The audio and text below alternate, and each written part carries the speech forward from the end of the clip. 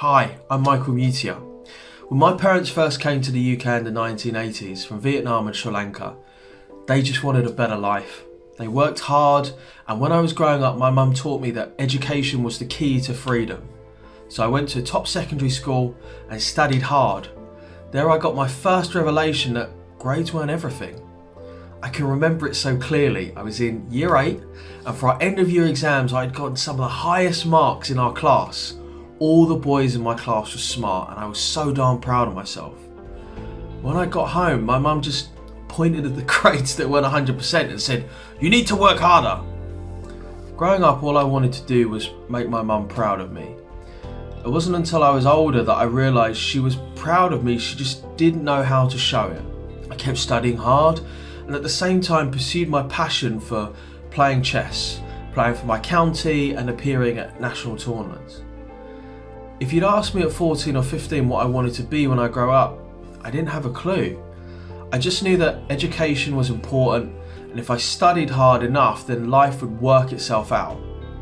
For my A-levels, I didn't do as well as I'd hoped, but I still got a place at Warwick University and went off to study sociology. At university, I felt really lonely and started to get depressed.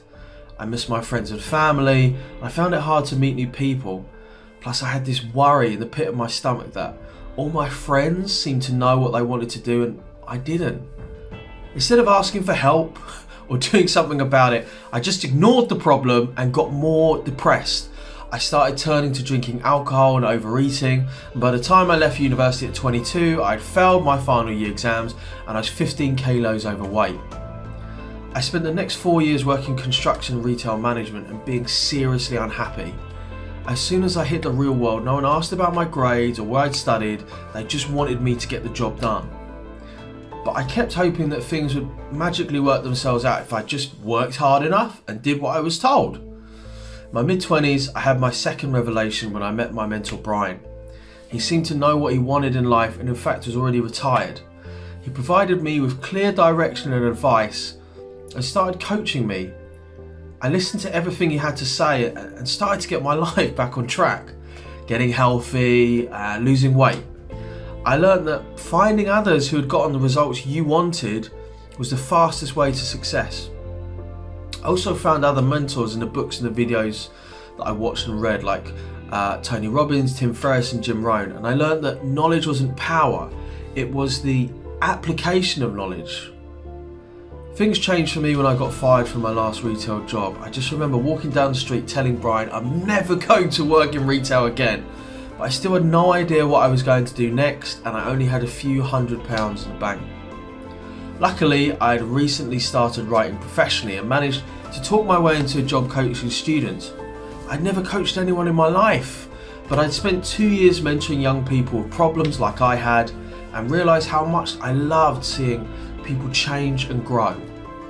I started meeting these amazing students from all around the world who were so bright and driven. They reminded me of how I'd once been. They too believed that if they just studied hard enough and did what they were told, then they would magically get a job in the UK. They just wanted to make their parents proud and have a better life for themselves. Some of their families had used their whole life savings to pay double the fees of home students to come and study in the UK. These brilliant students tried hard to find jobs themselves and become frustrated and even depressed by the lack of information, results and help they could access. When they realised they couldn't find a job by themselves, they turned to us and other companies to help them.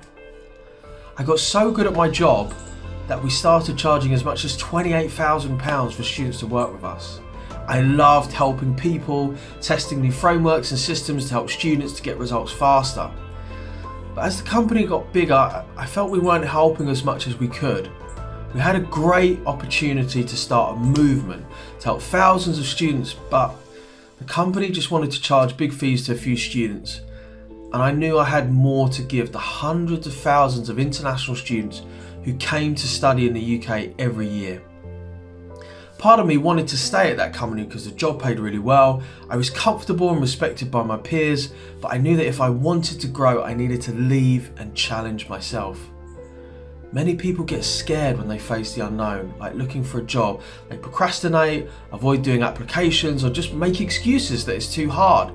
But I knew that if I wanted to grow, like carbon becoming a diamond, I would have to put myself under pressure. I left after working at that company for 5 years, speaking to over 20,000 international students and professionals, and overseeing hundreds going into new jobs and opportunities. I knew that any student could get a job in the UK if they had the information and the drive to succeed. Honestly, after 5 years of coaching, I felt burned out, and I started an e-commerce business as I thought it would be easier selling physical products than a service. But I quickly got bored as I didn't feel like I was helping anyone. In 2019, I released a course on Udemy called the Complete English Interview Course. It's now the top selling course in its category with over 3,500 students and an average rating of 4.7 out of 5. In fact, if you Google English interview course, depending on where you are, my course will be ranked anywhere from 1st to 4th place. Students loved the course and started emailing me for help, and I realised how much I miss coaching. I accepted a contract to work with several Chinese companies to help them set up their coaching teams, but realised, like my old company, that they were more interested in charging a few students massive fees than helping as many students as I can. So I decided to start Job Ready English, a place where we could build a community of international students that could join and participate and grow in the belief that they were the future, the leaders of tomorrow, and I am privileged to serve you. The UK is a wonderful place to grow up, work and live, and I am proud to be British. My hope is that we can help as many international students and professionals realise their own dream and have a better life just like my parents did. Because all you need is the right information to get hired. You already have the drive, energy and motivation. You can do it.